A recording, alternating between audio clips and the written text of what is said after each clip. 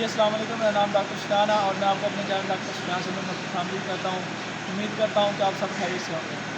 आज आपके लिए एक बहुत इंपॉर्टेंट टॉपिक लेके आए हैं कि जानवरों को जो क्लोज़अप में जानवर होते हैं उनको हम तैयारी कैसे करते हैं, क्लोज़अप में जानवरों को क्या क्या देना है, उसकी तैयारी कैसे करनी है, उसके अडल्ट डेवलपमेंट के लिए क्या क्या प्रोटोकॉल होते हैं और उसके अलावा उसकी मैनेजमेंट हमने कैसे करनी है कि ताकि वो पार्टिशन के बाद एक अच्छा दूध भी दे जानवर, वो दूध भी अच्छा दे, हाई मिल्क प्रोडक्शन दे। उसके अलावा उसके जो मिसाइल हैं पोस्ट पार्चमेंट के मिसाइल हैं वो भी ना हो और प्री पार्चमेंट के मिसाइल भी ना हो। तो इनके लिए ये वीडियो को एंड तक देखिएगा, आपको सारी चीज़ें आपको बताएंगे कि किस तरह हमने इनकी मैनेजमेंट करनी है और किस तरह हमने इनको प्रोटोकॉल लगाने हैं ताकि जब इनकी पॉपुलेशन हो जाए तो ये हमें अच्छी प्रोडक्शन दे। सबसे पहले एनिमल के लिए जो क्लोज़अप में है, हमने 2 मंथ का पीरियड होता है क्लोज़अप का। तो 2 मंथ में हम एनिमल को अलग कर देते हैं। जब उसके प्रेगनेंसी को तकरीबन 7 साढ़े 7 मंथ हो जाते हैं तब हम उसको एक सेक्शन अलग बना देते हैं। ये सेक्शन आप देख सकते हैं, ये क्लोज़अप का सेक्शन है, ये दिखा देंगे बस। ये जो सारे एनिमल हैं इनमें तो ये क्लोज़अप के एनिमल हैं, हमने इनको अलग किया हुआ है और इनकी इनका डाटा सारा रिकॉर्ड होता है। तो उसमें मेंशन होता है कि किसकी पॉपुलेशन का टाइम कितना है और किसकी कितना है। और इसमें ये जब हम इनको अलग करते हैं तो इनकी फीड का फार्मूला भी अलग हो जाता है। इनकी इनकी जो सीपी इनको देते हैं वो भी अलग हो जाती है। इनको ड्राई मैटर जो देते हैं वो भी अलग होता है। इनका specific 2.75% of the body weight dry matter इनको देते हैं और इसके मुख्तलिफ मेथड हैं। ड्राई मैटर की मेरी एक अलग वीडियो बनी हुई है, वो भी आप देख सकते हैं। और इसके अलावा हम इनके अंदर जब इनकी पॉपुलेशन में 2 वीक्स रह जाते हैं तो हम इनको डी कैड का एक प्रोटोकॉल यूज़ कर सकते हैं। डी कैड बेसिकली आपने सुना होगा डी कैड का नाम, कि डी कैड एक basically dietary cation A9 difference होता है। इसमें ये होता है कि हमने केटाइन और एनाइन का डिफरेंस जो है ना वो हमने डील करना होता है, उसको ख़त्म करना है।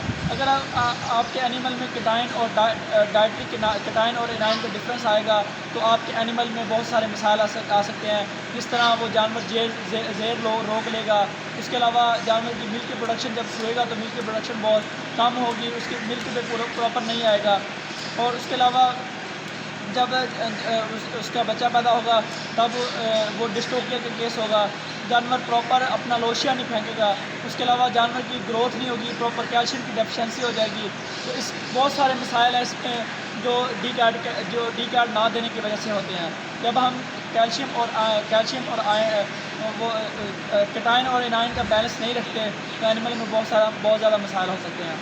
तो इसमें बेसिकली सबसे पहले ये है कि हम जो केटाइन में हमारे पास सोर्स होते हैं तो कैल्शियम है, ये पॉजिटिव आयन है। इसमें केटाइन और एनाइन, केटाइन से हमारा पॉजिटिव आयन और एनाइन से हमारा नेगेटिव आयन।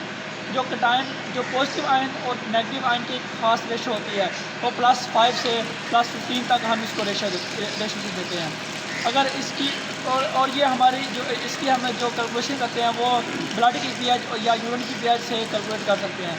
जब ब्लड का हम सैंपल लेते हैं या यूरिन का सैंपल लेते हैं तो उसकी पीएच सेम होती है।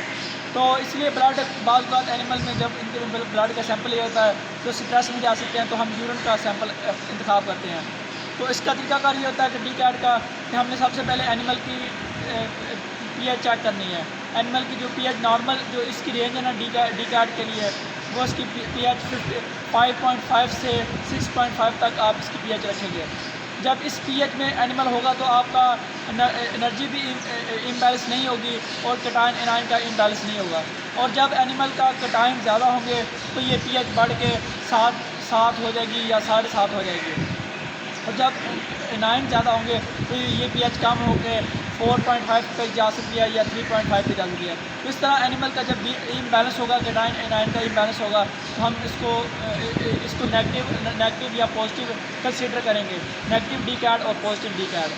तो इसका तरीकाकार ये है कि जब हम कोई भी चीज़ देते हैं, जैसे हम कैल्शियम देते हैं, कैल्शियम हो गया, फास्फोरस हो गया और कैल्शियम हो गया, फास्फोरस हो गया, मैग्नीशियम हो गया और सल्फ़र हो गया। ये हमारे पास 3 चीज़ें हैं जो हमारे पास पॉजिटिव आयन की सूरत में आती हैं।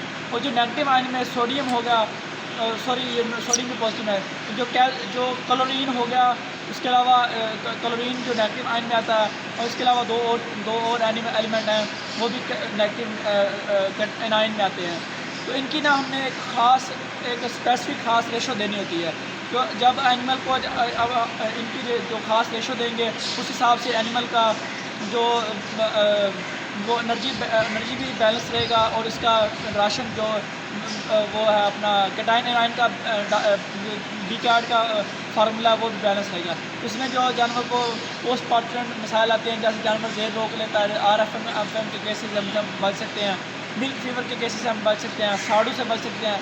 जो क्योंकि जब एनिमल को प्रॉपर इनकी जो इसकी रिक्वायरमेंट है उसके मुताबिक चीज़ें मिल रही होंगी, उसकी प्रॉपर ग्रोथ भी होगी, बच्चे की भी ग्रोथ होगी, तो ये बच्चे की भी ग्रोथ होगी और एनिमल की भी ग्रोथ होगी, और एनिमल की मिल्क प्रोडक्शन भी अच्छी होगी। तो ये डीकार्ड का फ़ायदा है। और अगर हमने डीकार्ड देना किस तरह है, अगर एक एनिमल है उसकी मतलब कि 2 वीक्स रहते हैं हमको उसको पॉपुलेशन में, तो हम डेली बेस पे डीकार्ड जो है वो 150 से 200 ग्राम उसको डेली बेस पे डीकार्ड देंगे। डीकार्ड एक मुख्तलिफ इसके ब्रांड नेम है, मुख्तलिफ कंपनी का आ रहा है, बायोक्लोर का भी आ रहा है, और एनाइन बूस्टर के नाम से भी आ रहा है, गाजी बरादर वालों का भी आ रहा है। तो मुख्तलिफ ये मार्केट में ब्रांड है, आप अपना खुद भी डीकार्ड तैयार कर सकते हैं, अपने फार्म पे भी तैयार कर सकते हैं। उसमें ये होता है कि आपका वो उसका तरीकाकार ये है कि आप जो इंग्रीडिएंट दे रहे हैं उनका आप जो न्यूट्रिशन वैल्यू है वो फीडीपीडिया ऐप है, जो गूगल पे सर्च करेंगे फीडीपीडिया ऐप, वहाँ से आपको उसकी न्यूट्रिशन वैल्यू मिल जाएगी। जब आप उसकी न्यूट्रिशन वैल्यू उधर से देख लेंगे तो उसमें आप फास्फोरस की मकदार, कैल्शियम की मकदार, वो सारी आपको उधर उनकी वैल्यूज़ मिल जाएंगी। जब आपको उनकी वैल्यूज़ मिल जाएंगी तो आप उनको कैलकुलेट करके उसकी एनिमल की पीएच के हिसाब से पीएच कैलकुलेट करेंगे। अगर पीएच ज़्यादा है तो उसको एनाइन देंगे, जब पीएच कम है तो उसको कैटाइन देंगे। तो इस हिसाब से आप उसको बैलेंस कर लेंगे। तो इसका ये तरीकाकार होगा। उम्मीद करता हूँ कि आपको आज की वीडियो अच्छी लगी होगी। चैनल को लाइक कर दें, सब्सक्राइब कर दें, अपने दोस्तों के साथ शेयर करें, दुआओं में याद रखें, 5 वक्त की नमाज़ अदा करें। अस्सलाम वालेकुम।